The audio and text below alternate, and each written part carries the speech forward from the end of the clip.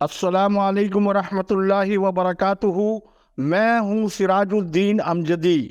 آج کی live digital news کی خصوصی رپورٹ کے مطابق خدا نے آج تک اس قوم کی حالت نہیں بدلی نہ ہو جس کو خیال آپ اپنی حالت بدلنے کا۔ وفاق اور صوبوں میں نگراں حکومتیں غیر سیاسی اور بہت حد تک صاف ستھرے کردار کے حامل لوگوں پر مشتمل ہے، لیکن ان نگراں حکومتوں کو چلانے والی سرکاری انتظامیہ کا تاحال ڈھانچہ جانے والی پی ڈی ایم کی حکومت کا نہ صرف تسلسل ہے بلکہ صحت کے محکمے سمیت دیگر محکموں میں وہی افسر شاہی اوپر سے نیچے تک سپریم کورٹ کے برعکس تعیناتی پانے والے افسروں سے قانون کے مطابق شفاف انتخابات میں منصفانہ کردار کی توقع کی جا رہی ہے۔ موجودہ نگراں حکمرانوں کے لیے یہ بڑا سوالیہ نشان ہے۔ کیا یہ درست نہیں کہ جاتے جاتے محکمہ صحت سندھ کے سیکریٹری صحت ذوالفقار علی شاہ کو اس لیے ہٹایا گیا کہ ان کی کانپیں ٹانگ رہی تھی، لیکن ان کے فرنٹ مین کی شہرت رکھنے والے مولا بخش شیخ کو نگراں وزیر صحت کو جہیز میں دے دیا گیا۔ بتایا جاتا ہے وصول شیخ صاحب کرتے تھے اور پہنچانے کا فریضہ شاہ صاحب سر انجام دیتے تھے۔ اس پس منظر میں نگراں وزیر اعلیٰ سندھ جسٹس مقبول باقر کو خاموش منصوبہ بندی کے مطابق غلط رپورٹس فراہم کی جا رہی ہیں تو نگراں وزیر صحت ڈاکٹر سعد خالد نیاز سسٹم مافیا کے ہاتھوں ہائی جیک ہو گئے ہیں۔ ملیریا کی رپورٹ سرکاری اور غیر سرکاری اسپتالوں سے محکمہ صحت کے سیکریٹریٹ ایک افسر کے ذریعے مرتب کرتا ہے، جن میں اہم اسپتالوں کی رپورٹس کو جانچے بغیر ہی اعداد و شمار جاری کر کے محکمہ صحت کی کارکردگی کو دکھانے کی ناتمام کوشش کے علاوہ یہ کھیل کچھ اور نہیں۔ نگراں حکومت کی جانب سے اس پر ملیریا کلینکس کے قیام کا فرمان امروز ایڈیشنل ڈیولپمنٹ فنڈز کے اجرا کے جواز کے ساتھ ہی سسٹم ہیلتھ مافیا کے لیے نئی لوٹ مار کا راستہ بھی ہے، اور سول اسپتال جیسے اسپتال میں ملیریا کلینکس کے قیام کے لیے اینٹامولوجسٹ کی تکنیکی اسلامی نہ ہونے کا سوال بھی نگرانوں کے لیے کھڑا کر دیا گیا ہے۔ وزیر صحت کو نیگلیریا جیسی اس بیماری میں الجھا دیا گیا ہے جس کے کیس کی تعداد نہ ہونے کے برابر ہے۔ یہ کمال ہر فن مولا محکمہ ریونیو کے پٹواری فہیم چاچڑ کا ہے، جو سپریم کورٹ کے حکم کو ہوا میں اڑا کر نگراں وزیر صحت ڈاکٹر خالد سعد نیاز کو ہائی جیک کرنے کے بعد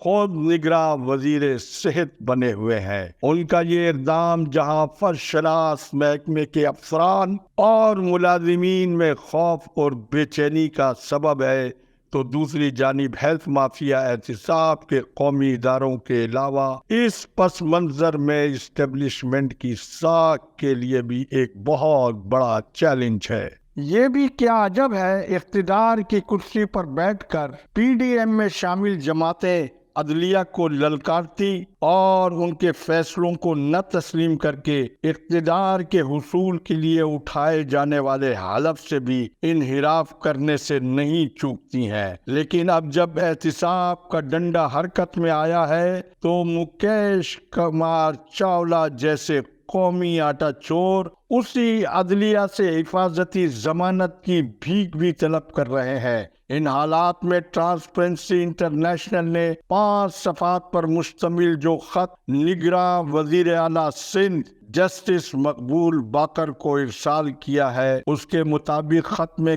کہا گیا ہے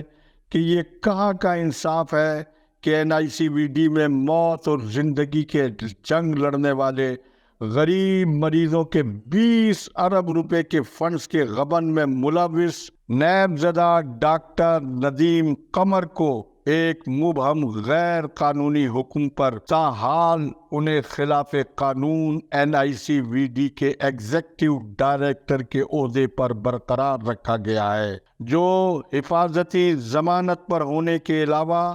ریکروٹمنٹ کمیٹی جو سابق حکومت سندھ نے خود تشکیل دی تھی، کمیٹی نے ڈاکٹر ندیم قمر کو مذکورہ منصب کی اہلیت کے معیار پر پورا نہ اترنے کی بنا پر ڈسکوالیفائی کر دیا تھا۔ 20 ارب روپے کے مذکورہ کیس میں ڈاکٹر ندیم قمر کے ہمراہ ان کے نور نظر 20 افسران بھی نیب کے ملزمان کی فہرست میں شامل ہے، جبکہ 2015 میں ڈاکٹر ندیم قمر کی پہلی تقرری بھی میرٹ کو بلڈوز کر کے عمل میں لائی گئی تھی۔ 9 مئی 2018 میں ریٹائرمنٹ کے بعد انہیں دوبارہ خلاف قانون 4 سال کے لیے مذکورہ عہدے پر کانٹریکٹ ملازم کے طور پر رکھا گیا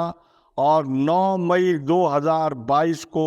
4 سالہ مدت ملازمت کی تکمیل کے بعد انہیں تاحال خلاف قانون ایک مبہم حکم پر مذکورہ منصب پر قانون قاعدے کے ساتھ کھلواڑ کر انہیں برقرار رکھا گیا ہے، جس کے براہ راست ذمہ دار سابق وزیر اعلیٰ سندھ سید مراد علی شاہ ہے، کیونکہ ریکروٹمنٹ کمیٹی کی سمری سیکریٹری صحت سے دستخط ہو کر 21 فروری 2023 کو ٹرانسپیرنسی انٹرنیشنل کے خط کے مطابق سابق وزیر اعلیٰ سندھ کے ٹیبل پر پہنچ چکی تھی، لیکن انہوں نے دانستہ فعل مجرمانہ کا ارتکاب کرتے ہوئے مذکورہ سمری پر دستخط نہیں کیے، جس سمری میں پہلے نمبر پر پروفیسر طاہر صغیر، دوسرے نمبر پر پروفیسر طارق اشرف اور تیسرے نمبر پر پروفیسر محمد نواز لاشاری کے نام شامل ہے۔ ٹرانسپیرنسی انٹرنیشنل نے کہا ہے کہ یہ کہاں کا انصاف ہے کہ مسلسل سالوں سے بلا جواز سمری کو التوا میں رکھ کر امیدواروں کو ان کے حق سے محروم رکھا گیا ہے، اور ہم بھی یہاں نگراں وزیر اعلیٰ سندھ جسٹس مقبول باقر کو یہ یاد دلانا چاہیں گے کہ انہوں نے اپنے موجودہ منصب کا حلف لینے کے بعد سندھ کے مظلوم عوام کو قانون کی حکمرانی کا یقین دلایا تھا۔ ٹرانسپیرنسی انٹرنیشنل کا یہ خط انصاف کی حکمرانی کو سر بلند کرنے کا ان کے پاس بہترین موقع ہے، لہذا وہ فوری طور کے اوپر اس خط کے جواب میں اپنا فیصلہ فرمائے۔ جبکہ طبی حلقے اور عوام اس موقع پر وفاقی وزیر صحت سے یہ جاننا چاہتے ہیں کہ سابق وفاقی وزیر صحت کی جانب سے کراچی کے 3 وفاق کے اسپتالوں NICVD، NICH اور JPMC کو 25 سال کے لیے حکومت سندھ کو چلانے کے معاہدے کی کیا قانونی حیثیت ہے، جبکہ مذکورہ متنازع معاملہ پہلے ہی سپریم کورٹ میں زیر التوا ہے۔ آخر میں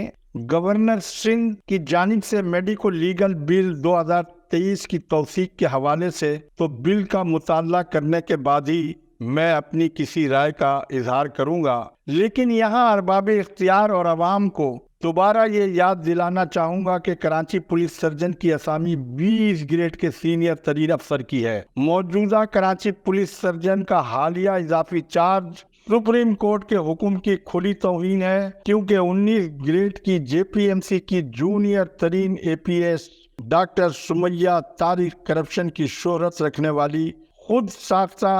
ایمانداری کی شہرت رکھنے والے ڈاکٹر سکندر میمن کی اس ذاتی خواہش پر یہ غیر قانونی چارج انہیں سابق سیکریٹری صحت ذوالفقار علی شاہ نے 20 گریڈ کے پولیس سرجن کو مٹھی تبادلہ کرنے کی دھمکی دے کر انہیں چارج چھوڑنے پر مجبور کیا، کیونکہ مولوی ڈاکٹر سکندر علی میمن کی ڈاکٹر سمیہ طارق سے دیرینہ قربت اور دوستی محکمہ صحت میں کوئی ڈھکا چھپا راز نہیں ہے۔ یہ اضافی چارج سابق رکن قومی اسمبلی ڈاکٹر عامر لیاقت کی نعش کے پوسٹ مارٹم کو متنازع اور معمہ بنانے کے لیے دیا گیا اور ڈاکٹر سمیہ طارق نے چارج سنبھالنے سے پہلے ہی متعلقہ عدلیہ اپنے آپ کو کراچی پولیس سرجن ظاہر کر کے نہ صرف عدالت کو گمراہ کیا بلکہ عدالت میں جعل سازی کی، اور دوسرے روز یہ اضافی چارج انہوں نے سیکریٹری صحت کی دفتر میں 20 گریڈ کے افسر کو ہٹوا کر حاصل کی۔ یہ تمام عمل کھلا کرائم ایکٹ ہے۔ نگراں حکومت سندھ کا یہ قانونی اور آئینی فرض ہے کہ وہ سابق سیکریٹری صحت ذوالفقار علی شاہ اور حال ہی میں ای پی آئی کے پروجیکٹ ڈائریکٹر کے عہدے سے ہٹائے جانے والے ڈاکٹر سکندر علی میمن اور عدالت کے حکم کے برخلاف اے پی ایس کا چارج رکھنے کے باوجود پولیس سرجن کا اضافی چارج لینے والی ڈاکٹر سمیہ طارق کے خلاف باقاعدہ کرمنل مقدمہ درج کرانے کا حکم دیا جائے اور غیر قانونی پولیس سرجن کا اضافی عہدہ فوری طور پر تقرری کے منتظر 20 گریڈ کے افسر میں سے کسی سینئر افسر کو یہ چارج دیا جائے۔ وقت ختم ہوا۔ خدا حافظ۔ پاکستان زندہ باد۔ افواج پاکستان پائندہ باد۔